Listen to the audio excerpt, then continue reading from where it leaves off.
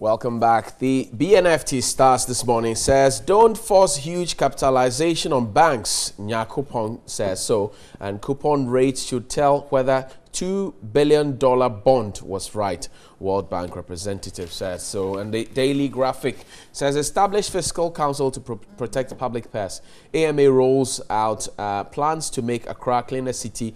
Aisha Huang, 4 others caged at Nsawam prison, and Harrow in Takoradi as gas explosion leaves over 100 injured. The Daily Guide says 122 injured in gas explosion in Takoradi. MPP holds crunch meeting over Bugri Otiko. AMA cleans Accra. Galamsey Queen caged. The Ghanaian Times says Takoradi explosion, 6 personnel, 85 others injured. Irate youth police clash in Tema. Gitmo 2 judgment today.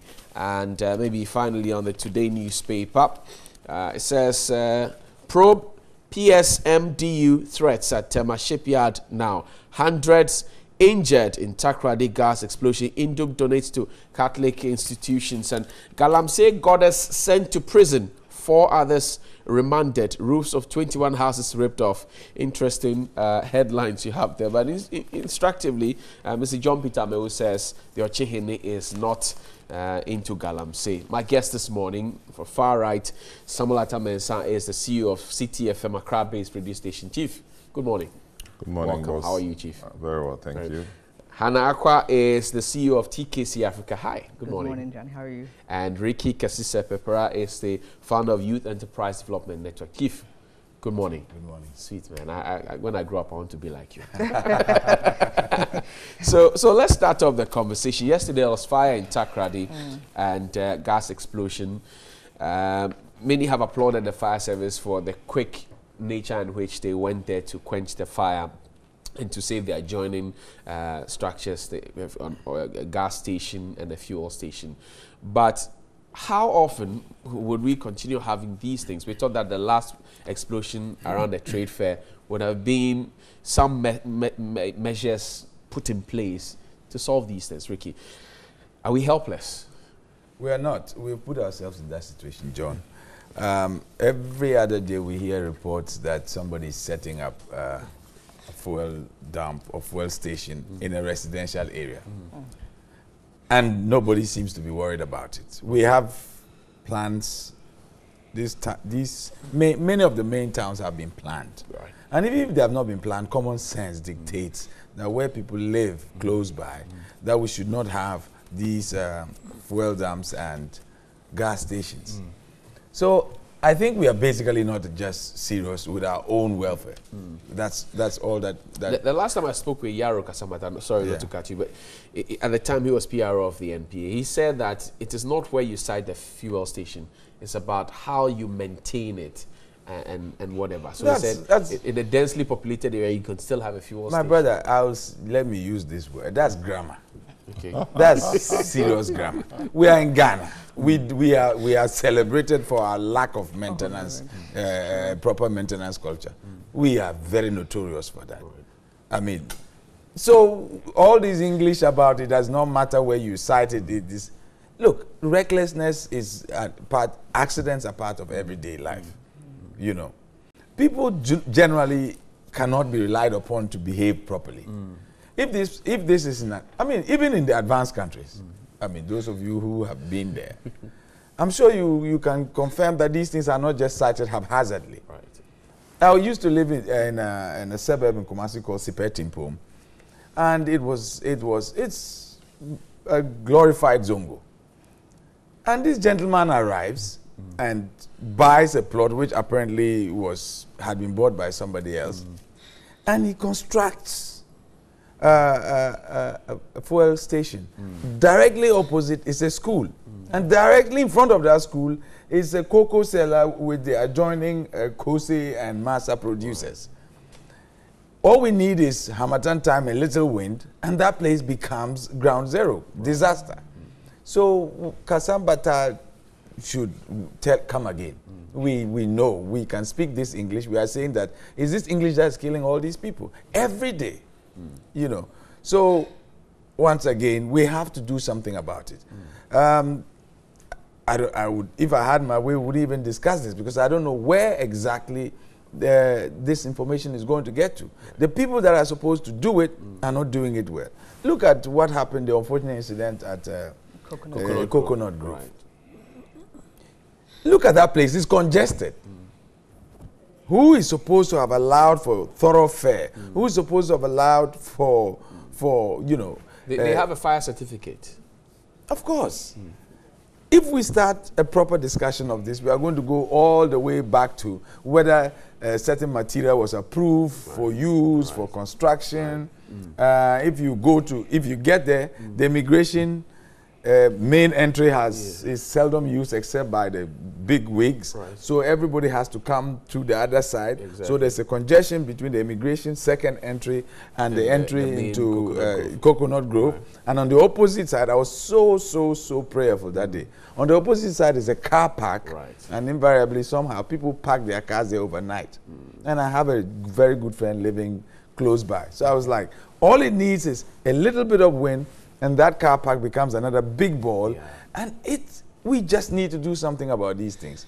But again, ours is to raise the concerns and the policymakers to do something about it. Hannah, yesterday, what we saw in Takoradi, people were getting to the fire to take shots, videos for social media. and this is a gas explosion. Where did we get this sense of being inquisitive from? Overly inquisitive, I must say. Well, it's the modern day smartphones. At the peril of our lives? Honestly, I wonder, I think there were young people, I'm sure, who are doing it, because everyone wants to be the first to have news put out there, share with their friends, let the whole world know what's going on. Some places, they actually get paid if you have good content. You know, it's all about getting content. So, unfortunately, that's it's not wise, because obviously in the process of getting content, whether you're live streaming on Facebook, you could be killed in the process. They might call you a martyr, but it's not really a wise way to go. It's not really a wise way to go. But unfortunately, this incident, I really second what you said, Keith. It's unfortunate. It's really, really unfortunate. We don't have a maintenance culture, and I think it starts from the jump. We, in all positions, whether you're in a school, apartment, anything, people need to understand their own facility and what is made up of that facility and what makes it tick. You know, what can stop fires from happening? How do we train our staff to evacuate when fires happen? It's just so unfortunate. Right. This clearly, I mean, and I'm worried about regulations as well. That's a good point. I'm really, really worried about regulations. I mean, what are your thoughts about regulation? Like regulations into like maintenance structure, exactly, or just fire? Exactly. Just fire? Well, again, it's when we were here, maybe about a month ago, talking about the Coconut Grove, we went in detail. I remember it was you went in detail about. Do you understand? Do you do? Can I call it fire tests? When I did work abroad, sometimes every other or every Thursday, and they happen to choose Thursday, I don't know why, they did a fire test where the alarms would go. It's a drill, sorry, a fire drill. The alarms would go out, and we had to use the evacuation stairs because you couldn't use the elevator, and people just had to know how to come out and outside where to stand. Sometimes I thought it was so tedious, but you know what? If a fire did happen, I could close my eyes. I even knew the steps to count to get to the stairs, how many stairs to run down and out. So sometimes practice makes perfect. So regulations should probably come from the top. But if we love ourselves, we will probably, as the CEO of the company or the chair of the company, want to say, okay, you guys, let's have fire drills. Let me teach you as my staff or team members how this building works. These are the hidden doors. These are the evacuation doors. And maybe every month we can start. Let's teach each other how to take the fire extinguisher, blow out the fire, run down the doors, and give responsibilities to the people who are supposed to be, you know, confronting the fire or moving people. Obviously, the security guards and firemen should be the first in contact. But if our own security guards are not can I say, up to the task, then we can also task our security companies who we employ these men from, look, can you help them in when a burglary happens, when a fire happens, all these things. I mean, it will actually give them more worth, you know, because they're learning more skills that they could probably use in other areas eventually. Samez, around this table we agree that all is not well. We've been talking about it. The last time we had a conversation, you spoke, you know, heavily and made some proposals. You think that the proposals just went away like that and, and have not yielded anything because it's happening over and over again? Well, it didn't just start today. It's been like this for years. And I'm not so sure whether it's going to end today. I mean, as Ricky said, accidents are accidents and they do happen. How we manage them will show the difference. Again, we are getting into lifestyles that mimic the Western world to a large extent. We are getting into heavy industries and now oil and gas industries. And the world over, how they treat their oil and gas industries shouldn't be different from how we treat ours in terms of the safety approaches to maintaining these industries.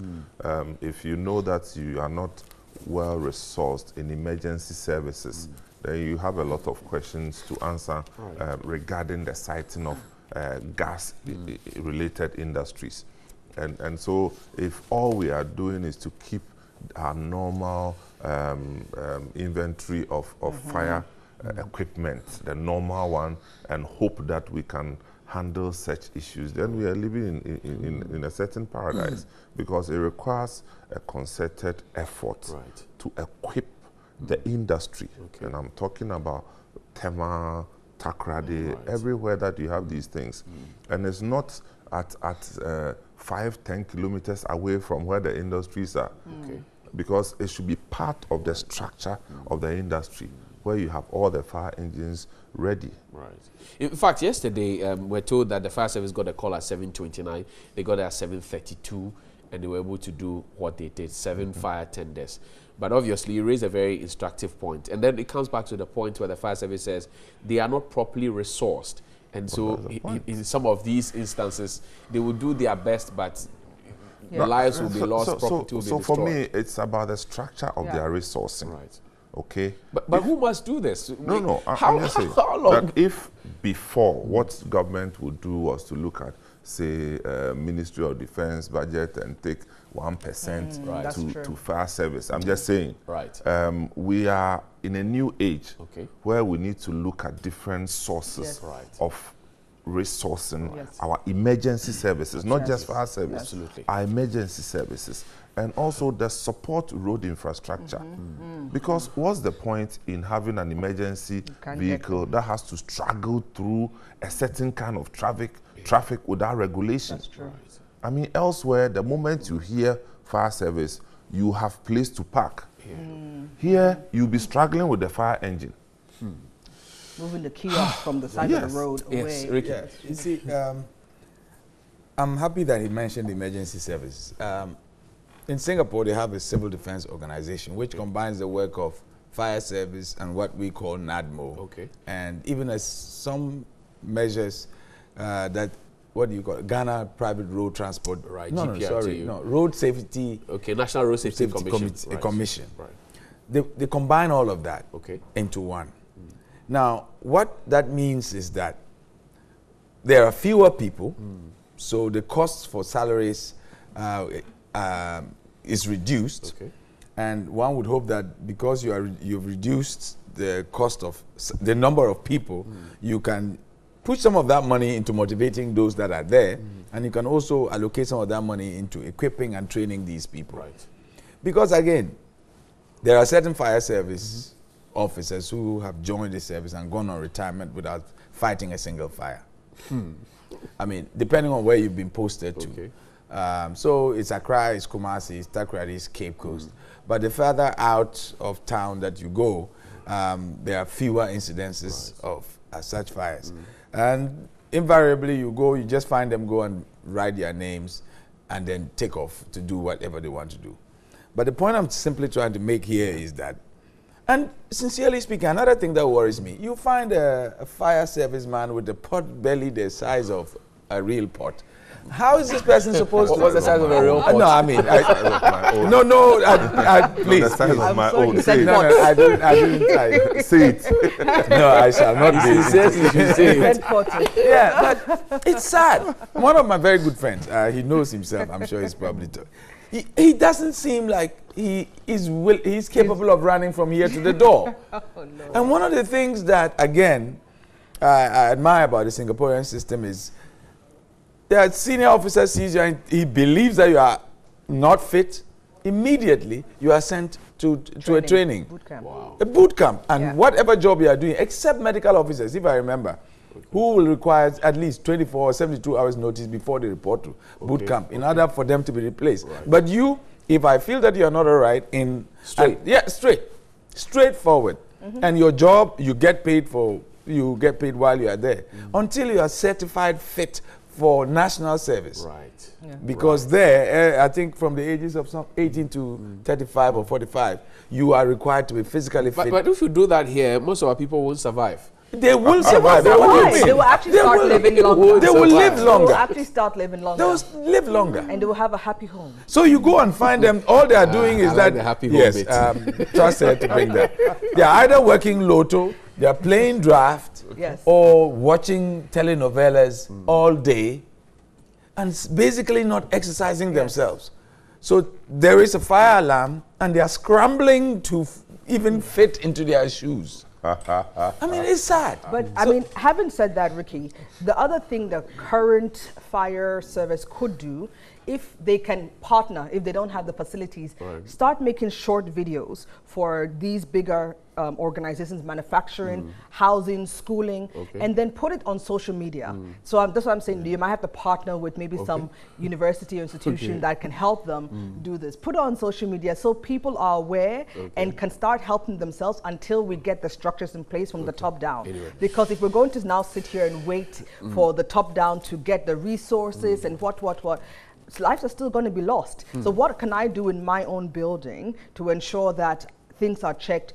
And perhaps if these people are sitting down, not doing anything, let's have a schedule, a roster where these fire servicemen can take a community and make sure, okay, they've been to every establishment, ensuring, teaching, like just making sure things are in place. Right. Because there's so much you can do than to hear that you're sitting down playing draft. It's just really annoying. There's so much you can do. Anyway, all right. So let's move on the conversation. But we can't Yes. finish this discussion without saying that sometimes the power outages to cause. Yes, they started a new campaign about how to handle your electrical gadgets if you're leaving home. You know, they have a sticker together with ECG and all of that. I hope it works, you know, in that direction. You can join the conversation, 050-823-5228. That's our WhatsApp line. AMA rolls out plans to make Accra cleaner city, and in collaboration with Environmental Service Providers Association, Ministry of Sanitation and Water Resources. And this comes right on the back of the President's call and promise that within his 4-year mandate, we're going to see Accra declared the cleanest city in West Africa. Okay. So we have been on the neck of the AMA to give us a roadmap. Now they have come with roadmap. They are talking about waste management, law enforcement, beautification of the city, 3-in-1. So dredging of your door, open defecation will be a thing of the past. And yesterday the mayor had a press conference. We were there to hear him speak. They even have an innovation of a WhatsApp number where you can actually video someone who's putting rubbish somewhere or openly defecating somewhere, and they've promised to arrest and deal with the people. Samens, is this workable? It's a good way to start. Let me put it that way. It's a good way to start. And you wouldn't expect any more from the mayor. I mean, this is a clear display of his intentions. And I think that the least we can do in the media is to support. Having said that, I am a bit reluctant to accept this as a solution in whole. Why so? Because you see, our issues go beyond the misconduct itself. There is an attitudinal issue which we never solve. Right. And so for a drive of this nature, I would expect that the NCC or organizations like that should have a role to play of continuously educating the In fact, public. the mayor mentioned attitudinal change, but he didn't tell us how Well, I mean, that's the point I'm making, that how are we going to approach that? And it is more intersectorial and cross-functional in approach, because the mayor alone cannot change people's attitudes. And there are ministries and government institutions that all have a stake. Can attitudes be changed in 4 years? Attitudes can be changed even in 1 day. Yes, if depends on you. Yeah. But that's why they are attitudes. Attitudes are built into cultures. If they are repeated over a long time, they become cultures. If they are passed on from one generation to another, it becomes a tradition. So we have a tradition of filth. And pretending that you are solving the problem, the real problem will reveal itself when the rains come. And they're coming. You know, so but I'm just that's saying very that interesting. it's a good attempt, it's a good effort, but we should go beyond that and then bring in, like, look at this Galamsey issue. It started, say, from Peter Mewu and his ministry, and then other environment has joined in. You know, everybody is joining in. Now you hear Minerals Commission, you hear, and this is the kind of thing. Because if we are sitting down waiting for Mohammed Niaje and his AMA to solve our field problem, he is just a mayor, he's not a magician. Exactly. Hannah, so there's also the bit about law enforcement, the AMA bylaw, 1995. I have raised questions about it, and I say, look, it is no longer effective because the things that they saw in 1995 have changed in 2017. But there was no mention of the bylaw. Now, if somebody, say, videos me throwing filth somewhere, and you take me in there and say, okay, 2 penalty units, at best, it could be less than 100 Ghana cedis, and I'm off the hook. How deterrent is it? How can we rework this to make sure that the law is properly enforced and enforced for good? Well, definitely I would hope that they just don't arrest people and put them in jail. As you said, you can pay 100 Ghana cedis probably and get away. So I really hope that is really not the ultimate plan, because it loses its effectiveness, right? And then you're also targeting the bottom of the pyramid, who really don't have kind of like a hawkers and something, and they're kind of on the street. So it's a bit unfair. I think what I would do, or what I would suggest, is let's see how we can revise the laws to fit today's circumstance. As you said, it was written some time ago. But since we know the problem is, you know, having the means or the hands, if they don't have enough volunteers who can do this, if people defecate or do all the things that they claim they want to stop, instead of putting them in jail, put them to use. We need help. We need to clean Accra. We need to clean Ghana. And so divide the country up. You know, so when you catch someone in, let's say, Greater Accra, you have regions in Greater Accra that can go and start cleaning. Because instead of them going to now pay staff, if you think people are going to be, you know, doing illegal acts, let's see how we change their mind by putting them to work. And by putting them to work, we're also solving a solution. We're going to clean that gutter, you know, move that trash. And I'm sure in time, sorry to say, people probably don't want to clean. But then they'll stop doing what got them in trouble to enable them to get this sort of punishment. Even though the punishment is still helping us as a nation, they wouldn't want to do it. You want to bring back Saleh from Mankwa days? No, I don't want to bring back. But I'm just trying to see how can we balance it, because putting people in jail, our jails which are already, can I say, choked, is not helping. And I know in some foreign countries too, actually the prisoners are actually being put to work. Again, I don't agree with some of the things. So you don't subscribe to custodial sentences? Not necessarily. You want people to go and do time and clean. Yeah, so give them do community service. Exactly. So to be like, okay, you were caught doing something. Okay, tomorrow, whether it's in the morning, then the whole day he's used to clean. I mean, you can negotiate with him. Obviously, if he runs away, then that's another problem. But for example, if you catch him today and he has time, then say, okay, go and clean this. That is your quote-unquote punishment. And then you also then try and train them not to do it again. Right. But it's very important to, I mean, I see in a way of if we can empower also our women to also, because you know, women, we have our children, we have, so if we can also help put things out there and empower the women who can also cascade the information to the family and children. Women are very powerful, and I know we're over 50% of the Ghana population, and we don't use our women as well as we should, but we're really a powerful source of education, enforcement, and everything, and we have the children, the household, so I think that we can also take part in really ensuring, you know, these things are in place. Ricky, there's the National Sanitation Day. We're told that in Accra we generate 3,000 tons of refuse every day. We're only able to collect 2,500. What happens to the 500? We don't know. But here's the mayor who is making this promise and giving this roadmap. And he talks about waste management, that we can't have waste all around. We need to properly channel it. The big question is, again, the question I asked Samens, is this workable? John, you realize that I've been particularly somber with this discussion. Yes. One, because you'll be surprised that education does not help this matter. I have a friend who lives very close to a legislator. And if you see the filth that is in this legislator's backyard, you will be shocked. I have tried over the last 3 years not to take a shot of the backyard of this legislature. Filth as in trash or old cars? Trash. Trash that overflows the dustbins. Oh. It's Baller. horrible. You mean baller? The one Yes, we I call mean, baller. well, there are dustbins there, but they are invariably... Does the Zoom dru- Lion not pass by there? So, Sorry. you know, 3 years and going, I have avoided...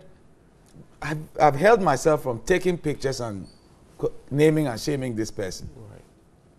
So I just want you to understand that when my sister was talking about, you know, it's sad. You know, somebody who has the ability and the power and the means to call Zoom Lion, like, now, Yes. come now, and even if it's 100 or 200 cities they can pay, they are not doing that. So that's point number one. Point number two is I'm interested in my brother Samens's optimism about the new mayor, because with all respect to Jake Obechebi-Lamte, he was a minister for the beautification of the capital city. Absolutely. We did not see much beautification, did we? So, Well, something happened around Jamestown, the Tabon area. so a whole minister for the beautification of the capital city did not achieve much. Yeah. So I'm just surprised that he's particularly optimistic about the mayor's... They are doing it in collaboration with Water and Sanitation I Ministry, understand. Environmental You see, Services. I even think that maybe we shouldn't even be discussing this. Why? Because it's almost, we can't do much about it. You see, you are talking about getting somebody to do community service. That person is going to go and see a corrupt doctor. He's going to tell him that he's got asthma, he cannot sweep. Or a member of parliament or a party executive is going to come and say that, oh, Charlie, relax. Next time he won't do it. You see, it's all of us. It's all of us. It's not one person or the other. So I am caught on video throwing trash. Then AMA brings their people to arrest me. By the time they arrest me, I'm sending a message to a friend who is a bigwig or who knows a bigwig. And then the AMA chief executive, the mayor, is so, that's our boy. Relax on him. Okay. So then I tell my friend, relax, do you know who I am? Then I walk away. This is what is going to happen. So it's not as if there is no sense of logic in there. If it happened in the past, it doesn't necessarily mean it will happen. I'm old enough to know that optimism is the food of utopians. Simply speaking, there is no logical reason why I should be hopeful that we will change. In 1992, when there was the first climate conference in Rio de Janeiro, and Professor Bene was apparently the convener, and he was also the vice chancellor of the University of Ghana, where I was then a student. They were trying to dredge the Korle Lagoon. Right. And today, From 1992 to 2017, we have not done that, and you expect me to gather some optimism that something is going to be done about it? That is my problem. Look at what happened to our interchange. The interchange is commissioned, and the whole place looks beautiful. We even managed to think that calling it the Dubai is anything positive. And then there are potholes on, and we have urban roads, feeder roads, roads and highways, Ministry of Transport, and AMA. And we have potholes on a road that is not 6 months or 8 months or even a year old. And you are telling me, Mr. Hughes, that I'm supposed to be, I'm sorry. I'd rather be the criminal pessimist, and so that I don't get disappointed. Hannah, your jaws are dropping. Well, I understand. I guess we have this culture of trying to get away from being disciplined or being prosecuted. But maybe I think it's gone beyond a culture somewhere. into a tradition. I think it has says. to start somewhere, because if we don't even start and change our mindset to know that we want a beautiful country. I mean, we don't want to get to the point you described in Singapore, where they will jail you for just putting chewing gum, like throwing chewing gum from your mouth onto the floor. But look how beautiful Singapore is. And see how we all kind of go there, oh my God, it's so beautiful. But then you forgot about your own home. So is it that we're not patriotic, or is it that we just don't have the right mindset? And I refuse to think that Ghanaians can't change. Yesterday, at 37 military hospital around that place, there was a soldier who took a cane and whipped a driver for parking at the wrong place and trying to load passengers into his vehicle. And it was actually a passenger in the vehicle who took the video and put it on social media, 11 or 12-minute video. And the soldier was instant justice. He whipped the guy. Driver. Yes, some people say that is perhaps what we need. I don't know what we think around this table, but the human rights guy says it is not correct. But then some other people who are radicals think this is what we need. The discipline. Well, I mean, I saw the video, and you see, it's a security area, and that's why they hold guns when they are there. It means when you cross the line, something will happen to you. The reason they hold guns when they are standing there is that you can't joke around that place. So, repeatedly, commercial drivers have been advised not to park there. And he's a soldier. What should he do? I mean, I support that thing. If they catch them, they should whip them. And they will stop. That's the only language they will understand. You mean the soldier should now process you for court and what? It's a waste of time. I mean, right in front of military installations, they go and park, and then when you dare advise them, they will insult you. So I don't have any pity for that. So they have gone beyond advice. I don't pity them. But I have a little issue on his my friend's position. Ricky's position. Okay. Ricky's position. My optimism is not in the person. It has nothing to do with the human being. I'm saying that he is the driver of the Metropolitan Assembly. He's the chief executive.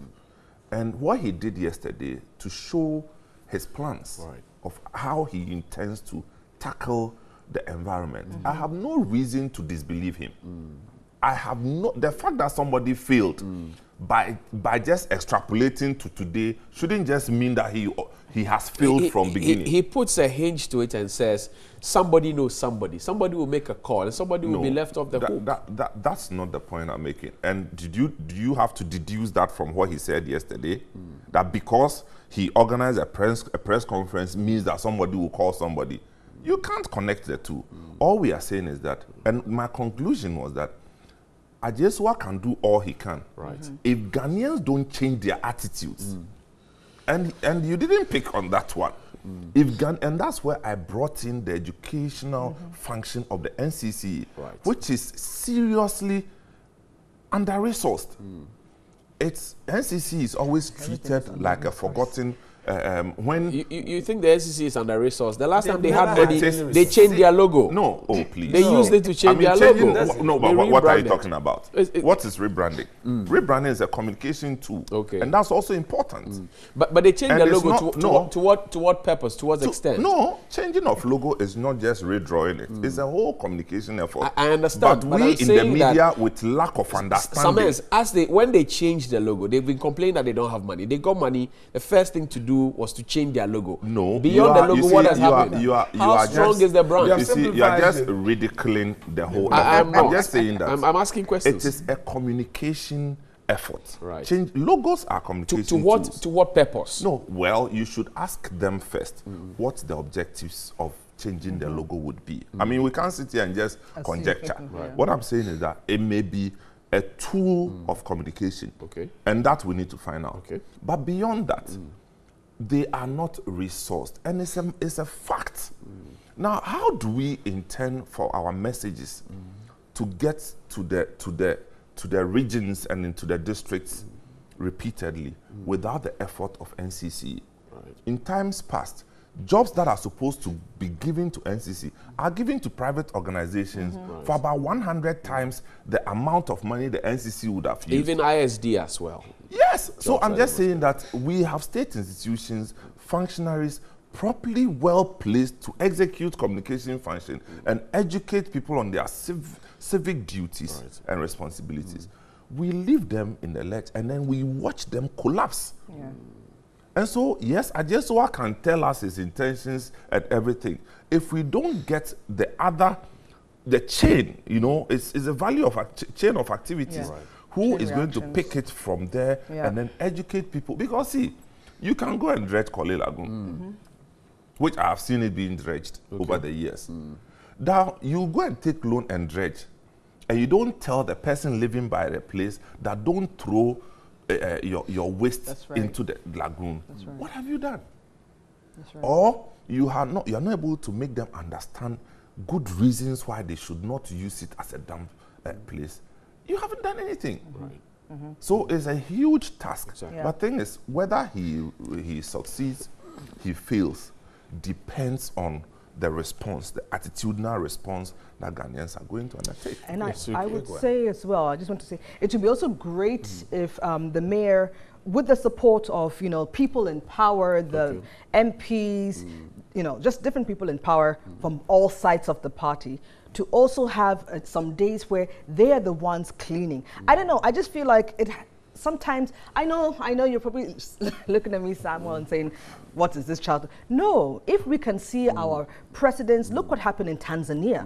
Did you see how the president himself was part of the cleaning Haven't we up? seen that enough? Jerry Rawlings jumped into the gutter. At a point, even President Mills, the late President Mills, But let's was do in the it gutter. Mayor Van der regularly. Poel was on the Yes. pavement with then local government minister Julius Debra on the pavement. They were applauding the president dig out the silt from the gutter. So in it some was their countries, job. they do it monthly. It was their job, I think first at the of all. end of each month. In some countries, it's regular because you can't do it once, as in, I'm talking about the people in power. You can't do it once and assume people have changed minds. It's a practice thing. When you practice, you get better. And so if we're going to do it monthly, everyone should be on board. In That's the Nigeria, only they use way- the military. They use the They use the military to military. enforce. I'm sorry. And then you I'm can't sorry. leave your we will community. not solve the problem of indiscipline if we continue look. If you go to all the military installations in Ghana, the military men there, and the Ghanaians, They Of are. course. how come, as for them, they keep their places clean? Because of the enforcement over there. Discipline. Yes. Discipline is So we know that it's lack of discipline and attitudinal challenges. look at We are it. not solving that, and we say we should get the minister and the Ministers people to to No. come and show us So, how to. no, not show Rawlings us. did it for You us. have Yes. to, we need to be John part- Mahama did it for us. President They need Julius to be Debra did it for us. They And need yet to we are be still part- living in it. They need to see, when you talk about military, when you get into the military, you're being trained, and even before you even get there, it's like I It don't want is to a mind revolution. So, for the Okay. layman who has not been in that regimented system, you can't expect him to just Hannah, change I beg the to mind. I mean, I'm not supposed to be getting into the conversation, but I'm not a military man. If you come to my home, it's not dirty. Yes, and I'm sure it's because in a you're particular way. and In you're a probably particular way. raised. Yes. You're probably raised a mother. You're probably raised that way to clean and everything. Some people, unfortunately, are not. And so, how can we also? It's like doing a PPP. It's like doing a partnership. We have the public, the people in power. Rather, I think that people are reared. They are not raised. Ricky, finally on this one. You see, my brother said I did not take on the attitudinal change. I probably didn't use those words. Okay. But the attitude that he wanted me to talk about is different from the attitude that I harped on, which is the fact that we use our authority to get people who have wronged the law out of the way of justice. That is another aspect of our attitude. And that is the problem, one of the problems in this country. Again, you were talking about getting the big people in power. I've said here, as I sit now, I dare anybody to come with me to go and visit this friend of mine tomorrow morning. The legislature. Tomorrow morning. He would have cleaned his house. I'm hoping that they would have cleaned their house by now, you know. But that has been a problem over the last 4 years. And I used to go by and pick this gentleman to work because we work at the same place. So I was like, are you sure this person is living in this house? Are you really serious this person is living in this house? And to think that he would even stand on the floor of Parliament and, You know, and make a believe me, statement to sanitation. if you see this person, they are impeccably dressed, and they have too many reasons why. The person is a lawyer, in addition to being a legislator. So, you know, that's a lot of education in one person who is that untidy. So, again, our good friend Kathleen Adi is in NCCE, I think. She's a deputy, yeah. Deputy. It's Nkrumah, Miss Nkrumah who is the boss. There's a lot of energy in that lady. But again, what is energy without resource? Like I said, NCCE has never been even nearly well-resourced. From day one, Larry Bimi's time, you know, anytime you heard it was just the head who was it. But you know, we have NCC, we have Information Service Department with their vans, we now have Ministry of Communication and information. These are the I sat here and I said we should go and do a cultural revolution. And when I left this place, I got a slew of calls telling me that a cultural revolution is the communist. I was like, what are you talking about? Sounding like It's just a word revolution that scares people. Because of what they have seen before. What they have seen before. Yeah, but we need to do something. Let's move the conversation on. Now, let's talk Galamsey. And we're told that Aisha and 4 of her compatriots have been caged at the Nsawam prison until May 23 by a high court. And the minister in charge of lands and natural resources, John Peter Amewu, says the Ochihene, as suggested by the BNI report, is not part of the Galamseyers. But then one of the papers also reports that there's no task force, as has been bandied about by the Ochihene and his people around his place, that in fact it's a loose area for people to just go and do Galamsey. But there's a lot that's happening in Samens. This campaign is getting somewhere, but by the road and by the way, the quagmire gets mired. Are we winning the war? Oh, but it's early days yet. But whether we have seen some shift in attitudes, I think it's yes. Right. People have woken up to the reality of the detrimental effects of illegal mining. Mining in general, and then illegal mining, specifically alluvial mining, which is, for me, that's where my heart is more troubled. I see all these newspaper headlines and radio news headlines about a certain Aisha something. Who says she has sex videos and... She didn't say it. No, she didn't say it. It was apparently Kweku Baku. No. Kweku Baku said it. Whoever said what, for me, goes beyond this person. And this person would be one of several people involved in the Galamsey business. Now, somebody should answer this question.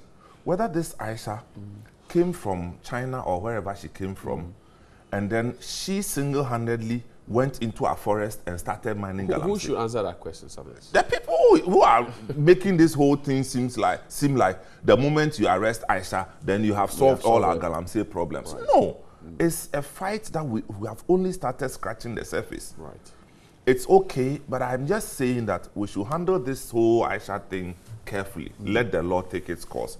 But there are more quote-unquote Aishas in the system who are not Chinese. They are Ghanaian people. Yes. And they are sitting, watching, and saying that it's just a matter of time and we'll go back to the forest. So, yes, good effort, but we should go beyond Aisha and look at the Ghanaian Aishas in the system. Right. I can't help but join in this discussion. You must be the great-grandson of a soothsayer. Because yesterday, while I was in class, a friend who is abroad dragged me out of class and said, I know that lady. Oh, wow. I'm like, yes. How do you know? And he then goes on to tell me how in the presence of a certain big wig, they went to visit this said Aisha. What it simply means is that, like my brother is saying, Aisha did not just waltz in from Guangzhou to go and set up shop somewhere and start pillaging this country. She has the acquiescence, at the very least, or the connivance and, support of people in this country to do the things that she's doing. Right. So my friend then tells me, rather than crucify Aisha, we should motivate her to come out with her patrons. Right. Release the videos. Yeah. I mean, I know we are not talking about the I mean, we see the videos, it will be nice. I can understand why Johnny will be interested in that. But the issue here is that he came out with he was very passionate about it. He said, okay, what? If you lock up Aisha in Ghana, it is likely to cause some diplomatic row. So why don't you gain by telling Aisha, look, we know that you have the support of certain people. Give us this information. In exchange for we just pack you off. And then I asked him a simple question. And who is going to get those names? And what are they going to do with those names? But the gentleman and the lady say I should not be so pessimistic. But the issue here is that if you see, as of 2013, I've said it here before, I went to Amansia West in the line of duty. Right. And I had no idea I cared that much about Ghana. But there was a pit, and on the bridge, or whatever they call it, there were 3 Chinese men with pump action guns, and all those people who were waist deep in the water were my brothers and sisters, Ghanaians. Wow. And next door to it, they had excavated the foundation of one of the HIPIC schools. Wow. So it was not old. Wow. I was in the car with a field worker, and I said, look, I have to stop. He said, hey, Masa, I beg, don't try. Don't go. You see all those 4-wheel drives that are packed in those houses. The assemblyman, the traditional ruler, and the opinion leaders have all been sorted out. So yes, Aisha is maybe the scapegoat who will be thrown to the wolves maybe. But there is no way. As for the matter of the Ochene, I shall not comment on it. Because I don't see why a minister of state will go and say something to the contrary about the BNI report. Those 2 people are on the same team. Right. They should be on the same team. So they should get their act together. We don't want to know whether Mr. JP Amewu is right or BNI was right. And if the BNI was not right, what was the motivation? I'm not so sure if he said anything contrary. He said, well, no. The BNI report, the BNI report alleged. Specifically, yesterday, I read it. Specifically said that there's widely held perception. Exactly. And my problem with the report is this is the national security organ. And reporting perception. And you are reporting perception? Right. How? So they haven't done their work. No. I'm asking how? I mean, you are reporting perception in a report? What are you investigating then? What are you investigating? Hannah, take a bite on this matter. This one is a heavy load, though. This one is a heavy It's not. What men can do, women can do better. Oh, yes, that's true. And I'll just say put the task force in place and ensure that all those sites that are used for galamsey are being taken care of. Yes, it's extra money, but whether you're going to then take the funds from the community, from the chiefs, you know, and then once things stop, maybe you can give them a portion back, unless the government obviously has money. Someone sent us a message this morning. It says in Upper Dentra, galamsey is still active in spite of the ban on mining. Galamsey is still active in Upper Dentra. He sent us a photo and a message. Apparently, there is a difference between surface mining. Exactly. No, artisanal mining. So we have artisanal mining, surface mining, and galamsey. Right. One of them, artisanal, is supposed to be legitimate, and galamsey is not. And the only difference is you have to find out for the person to give you their certification. Granted, the certification is not fake. Right. Oh. But again, the issue is, the other day I saw BT Baba, Tongo, yes, Tongo Baba. He said he has a concession, but because he doesn't live up north and he lives here, he's giving the thing to his family to run for him. So he's here. So the fact that the BNI mentioned him to be involved in galamsey, he says he has a concession, and so he's doing nothing wrong. Well, as far as he is concerned. No offense to BT Mensa, but the Tongo, the Talensi area is being degraded to Sodom and Gomorrah proportions. Today, 5 years ago, 6 years ago, the worst drug, because you know I'm interested in addiction and stuff like that. The worst drug was marijuana. Today you get cocaine and all the various other crack and so forth. Because of those shanty towns that are developing around the galamsey area. Right. You know. Right. Sincerely speaking, get yourself a news team. Arrive in Bolga and just give me a call. And I'll tell you where to go to. And when you go to it, so if the member of parliament decides to simplify the matter by saying, I've got a concession, I've given it up to my family to operate, when he knows that at least every day, if you take 365 days, the number of people that die in pits in Tongo, you can have an average of one a day, or in the Talensi area. One of the public relations officers of the Chinese companies is a friend of mine, a young friend of mine. I called him, I said, what is happening? What's happening in your area? Every day, people are dying. Wow. You know, so, and that's the member of parliament. Instead of them to, you know, rise up to the challenge, they are ensconced in some villa somewhere here in Accra and giving, you know, rationalizations. So that's not fair. 2 or 3 messages before we go quickly. I know Harriet will cut off my head, but it's okay. Interesting thoughts there. It says, okay, good morning.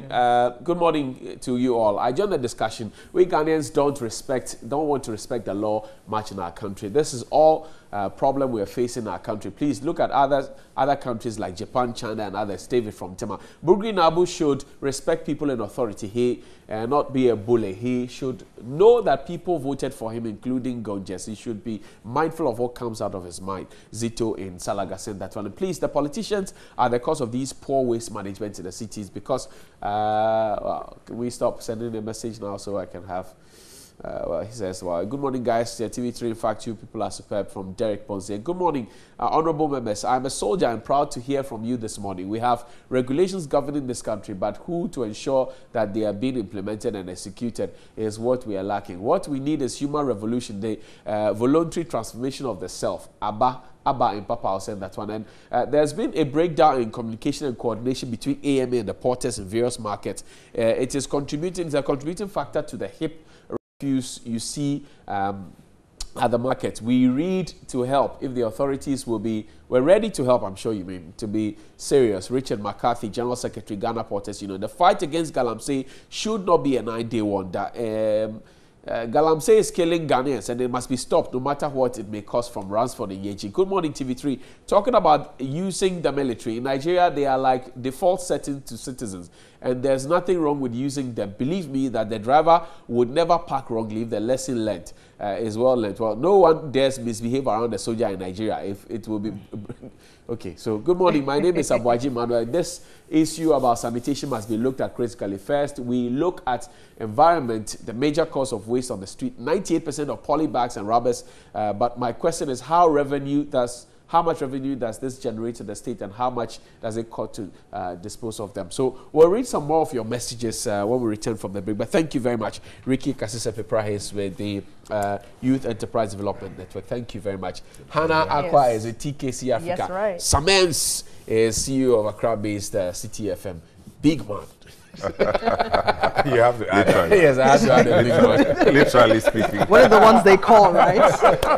One of the ones they call. All right. So we'll be back. Sports is up next. Steering Jan is up shortly. Stay with us here on UK.